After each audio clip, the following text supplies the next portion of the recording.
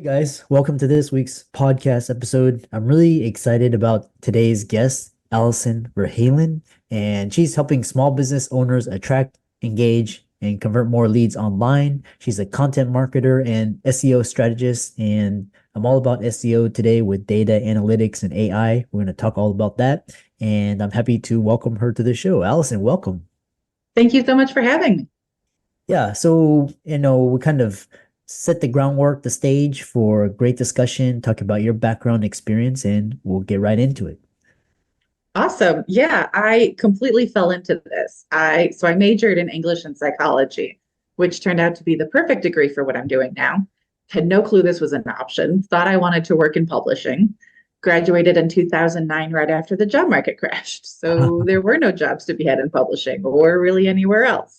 So I ended up answering phones for a few years, found myself between jobs at one point, and my roommate at the time, her dad, who was an attorney, was awesome and offered to give me stuff to do around his office until I got back on my feet. And one of the things he needed was someone to write blog posts for his law firm.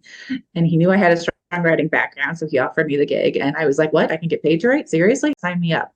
So I jumped at that chance and started writing for him, and then for an associate of his, and then for some friends of mine. And it just kept growing from there.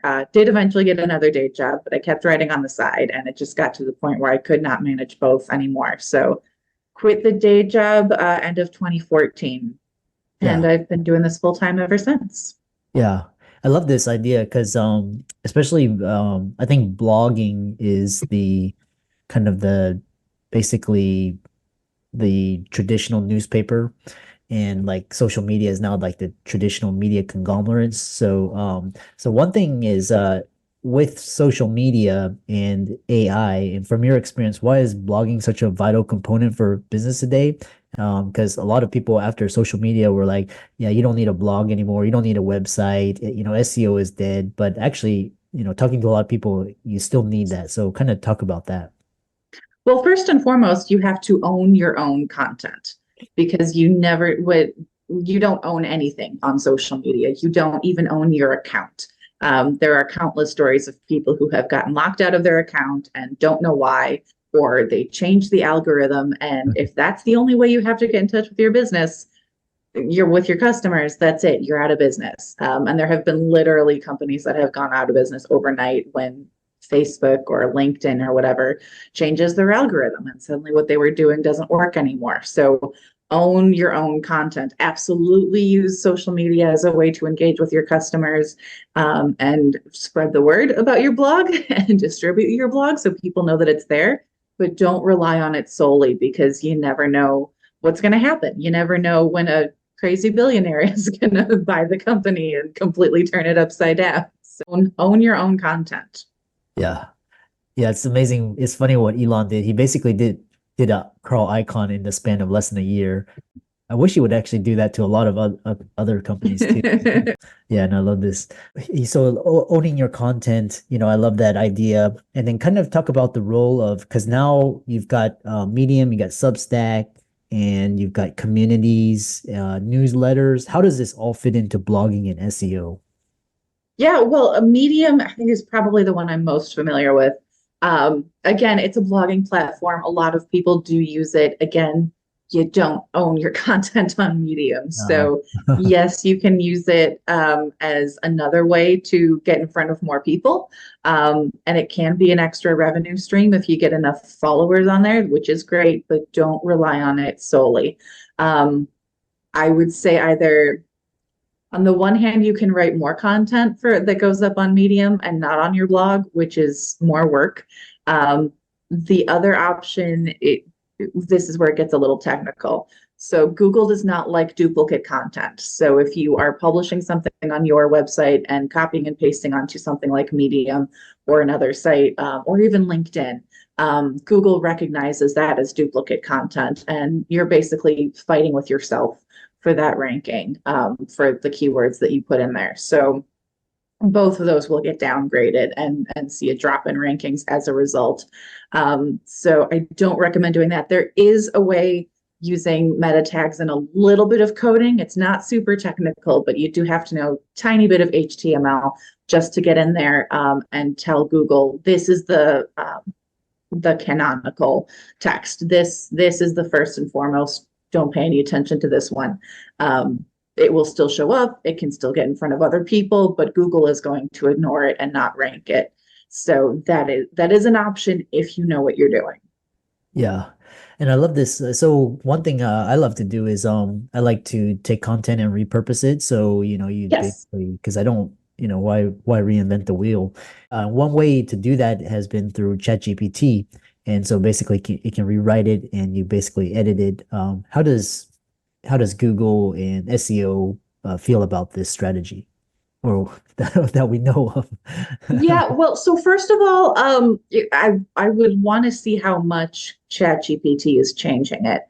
Google is pretty smart. If you take a piece of content and you just change a little bit of it, Google will figure out like, come on, this is basically the same text. This is nothing, there's really nothing new or substantive here. So I would be wary of that tactic. My way to repurpose content is writing a blog post and using that as your hub and trying to distribute that and then drive as much traffic to your website as you can. So put it out on social media, use the blurbs from the blog post to put those out on social media, use snippets from the blog post, put it in your newsletter with then a link back to the blog post. My favorite is with podcasts like this. You can always take the transcript and clean it up and turn it into a blog post. You've got the video, you've got the audio. The video can go up on, YouTube or whatever. The audio can go up on the podcast platforms. The transcript can go up as a blog post. So yeah, I am all for, don't, like you said, don't reinvent the wheel. You don't have to drive yourself crazy creating, 20 different types of content when you can take one piece of content and just repurpose it. Yeah. Yeah, really fascinating. And yeah, it's basically making it sound more human and kind of adding insights. Then next question is because we talked about, ChatGPT and AI. How do you feel about this? Where does SEO, AI, and writing coincide with what's going on today? So it's important to remember that the way ChatGPT works is it doesn't actually generate anything. It just scrapes the internet for existing content and repurposes it for you, which is a problem because, again, Google recognizes this. Google goes, yeah, we've seen this before. This is nothing new. And it's going to downgrade it in the rankings because it's nothing new, because you're not really setting yourself up as an authority in your industry. Same with the real life people who come to your content. Also, ChatGPT is not a great writer. Like it's okay, but it's not great. And Google is getting better and better at recognizing what quality content looks like. So if you're not creating quality content, if you're not creating unique content, Google is going to recognize that. And then the real life people who find your content are going to recognize it as well. I love ChatGPT for things like coming up with ideas.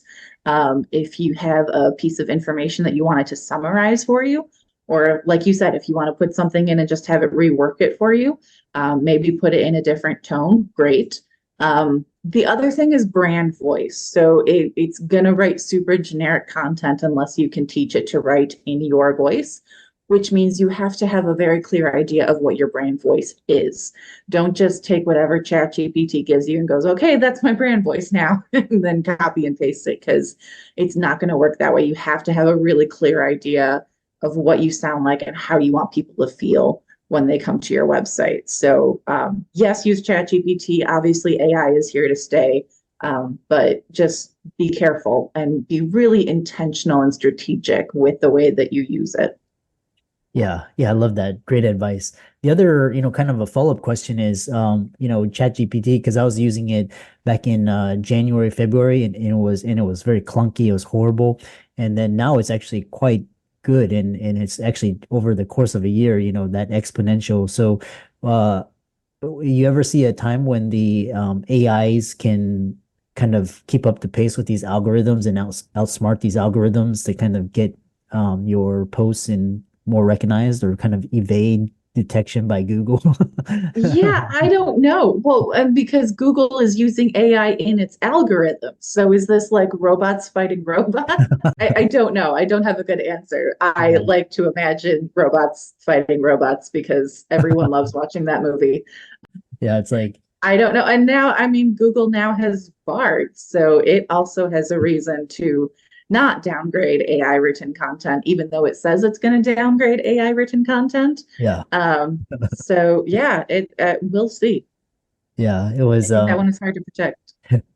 in the beginning, it was like us trying to outsmart the algorithms, and then basically they kept changing the algos, and now it's like Yes. AI. I Yeah. also heard that because so many people are using ChatGPT and generative AI and all these, that kind of the AI, it's overwhelming the AI detection systems for a lot. They're kind No. of keeping up with the floodgates, but like I said, it's kind of interesting to add to the conversation. So yeah, we'll kind of move it back to kind of your world of expertise and basically adapting to change in SEO. Content marketing is dynamic, it's always changing. How do you stay ahead of the curve and ensure that your strategies remain effective against all this uncertainty?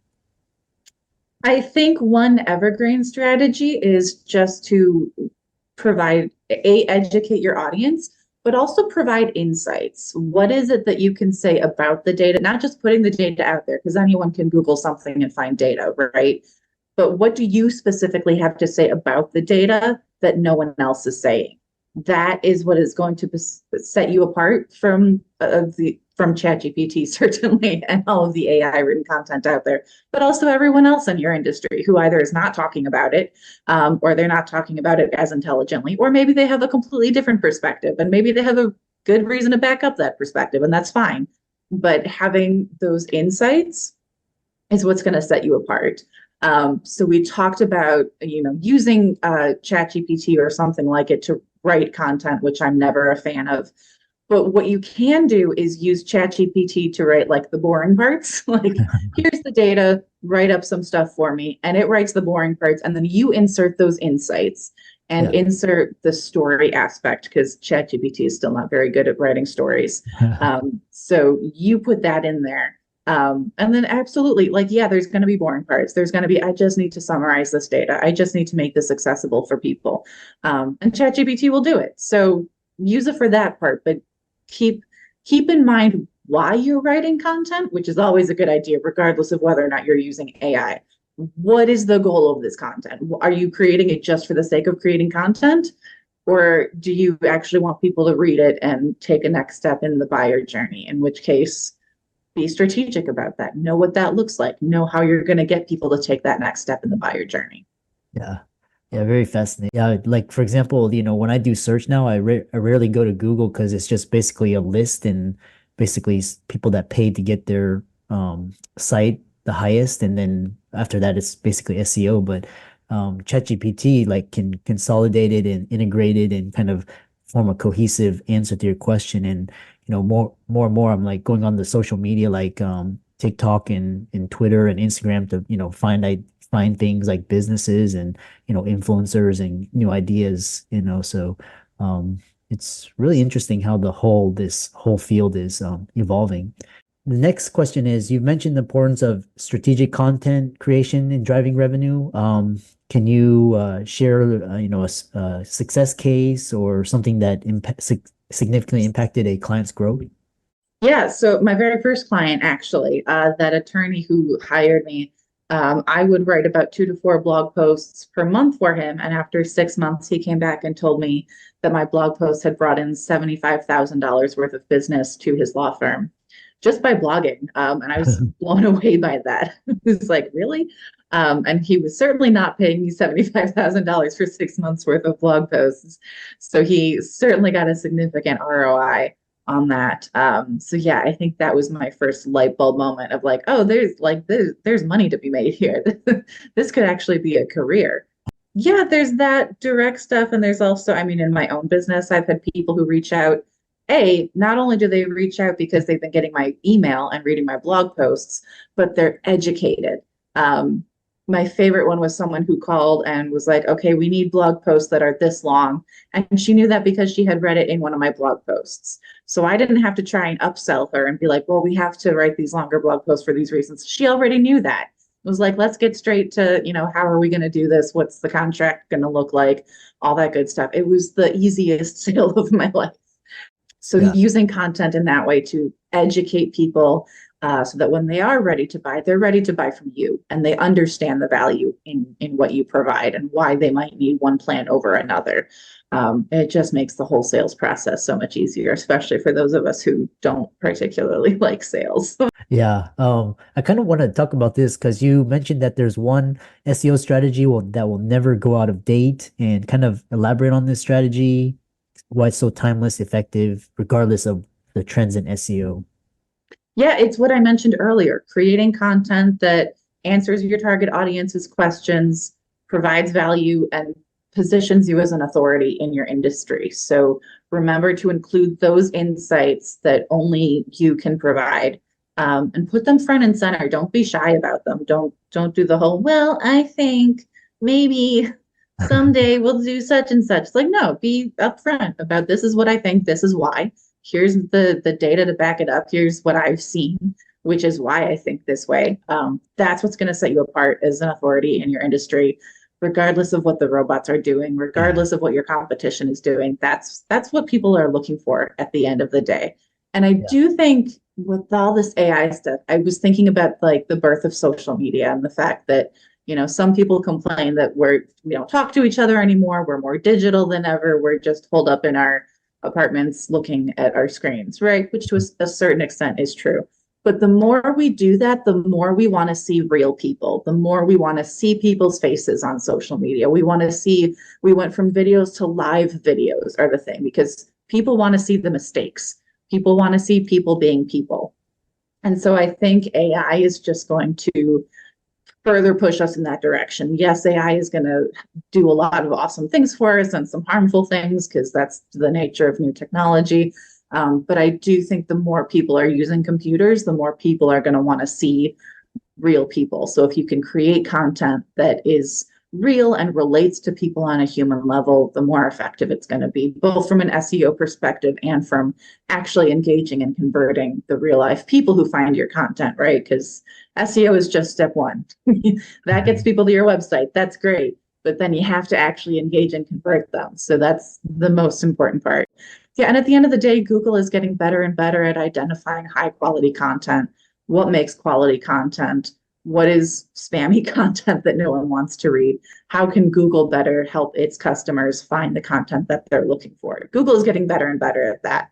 So if you just have a really clear idea of who your target audience is and the questions they're asking and how you can create content that helps them, Google will figure out the rest. Yeah. Really fascinating.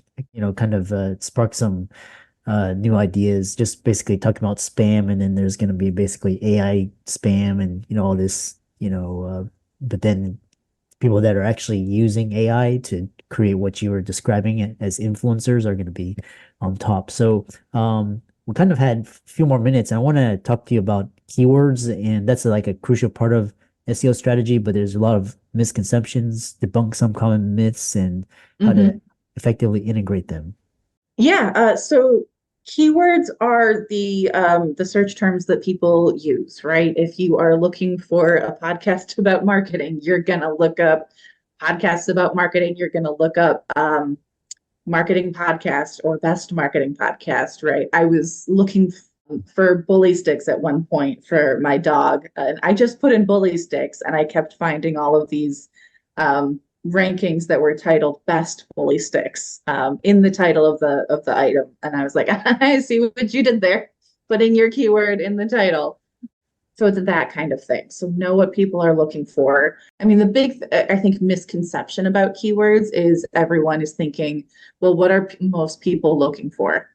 That's great. Obviously, you want a keyword that people are actually searching. You also want to make sure you get a keyword that is not used by a ton of other people. So I use my keyword research tool. In my case, it is SERPstat. That is my favorite SEO tool that I use all the time. That will tell you this is the search volume, this is the average number of people searching for this keyword on a monthly basis. And then Uh-huh. over here is the difficulty score, and that is a score from 1 to 100. 1 being no one is using this word, go ahead and use it. 100 being everyone is using it, it's all over the internet, you don't have a chance of ranking for it. So find that sweet spot. Ideally, a difficulty score below 25 is what you're looking for, Uh, um, with a keyword search volume of at least 100 or over. You do occasionally get that, awesome keyword that has thousands of searches and almost no difficulty, which is great. Go for it. But that is something to keep in mind, that you want to hit that sweet spot, because and sometimes you do have to go for a lower search volume in order to get that lower difficulty score. So keep that in mind. Know that that's a compromise you're going to have to make, but those leads that find you are going to be super high quality. Oh gosh, I could talk about keywords forever. So stop me if I start rambling. But another thing to keep in mind about keywords is the intention. What are people looking for, or when they're using a particular search term? So one of the biggest ones is the informational keywords, right? The how to, the what is, people who are looking for information on a particular topic or industry or product or service, right? That's going to lead to your blog posts. yeah. You've got the navigational keywords, which is like, I was looking for this person. I think her name was Alison. Her last name was something similar to Van Halen, but not quite, right? That's when they're looking for you and they're putting those keywords in that are looking specifically for you, instead of going to, typing your URL into the browser, which, let's be honest, no one does anymore. Uh, And then there are the people who are looking to buy. They are looking for, what is the best such and such? How can I compare prices on this thing? What do I need to know about buying XYZ? Those are the keywords that you want in your sales pages, because those are people who are ready to buy. So keep that in mind as well. You don't want a sales, someone who's in the later stages of the buyer journey. You don't want them ending up on your blog. And you don't want someone who's trying to figure out what something is ending up on a sales page, because they are not ready to buy yet. They're just trying to figure out what this is all about. So that is another thing to keep in mind. The other thing is the long tail versus short tail keywords. I think when a lot of people think of keywords, they think of 1 or 2 word phrases. Those are the short tail keywords. Those tend to be really broad. Like, those are the things that most of us can write whole books about. I have written a whole book about content marketing, right? That's a 2-word keyword, super short, lots of information to cover. The longer the keyword gets, the more specific they are in their looking for something. So you can use that in your blog posts. You can also use that throughout your website, because people are looking for something really specific. And those are the people who are more likely to buy. So I'm yeah. in Chicago, right? So for example, a Chicago financial planner serving divorced women, super specific. Someone who is looking for that is someone who is almost ready to buy, because they know exactly what they're looking for. So keep in mind those. And again, those long tail keywords also tend to come with lower search volume, but also a lower difficulty, and they're more ready to buy. So don't be afraid of the lower search volume if it's a really valuable, really on point keyword, and keep it relevant. Don't be like, oh, here's a good keyword, I can rank for it. Yeah. Okay, but is it actually relevant to what you're doing? Because if it's not relevant, again, Google's getting better and better at figuring that out. And B, you're going to get people to your website who are not actually interested in what you're doing or selling or providing. So keep that in mind as well. So I could keep talking, but I will I will shut up now. No, we need more influencers and more insights into this area. So, the more airtime, the better. So, how can people find out more about you? Yeah, so it is Alison Ver Halen, close to Van Halen, but not quite. My website is AV, as in my initials, Alison Ver Halen. That is avwritingservices.com. You can see my blog with all of my keywords and more information like this on there. I am on LinkedIn quite a bit, and I'm also on YouTube and Instagram. So you can find me in those places. Yeah, nice. And for all the audience out there, let's thank Allison for coming on. And like I said, especially in this day and age of data and AI, I'm really fascinated with SEO getting discovered. And with that, thanks so much for coming onto the podcast. Thanks so much for having me. This was a blast.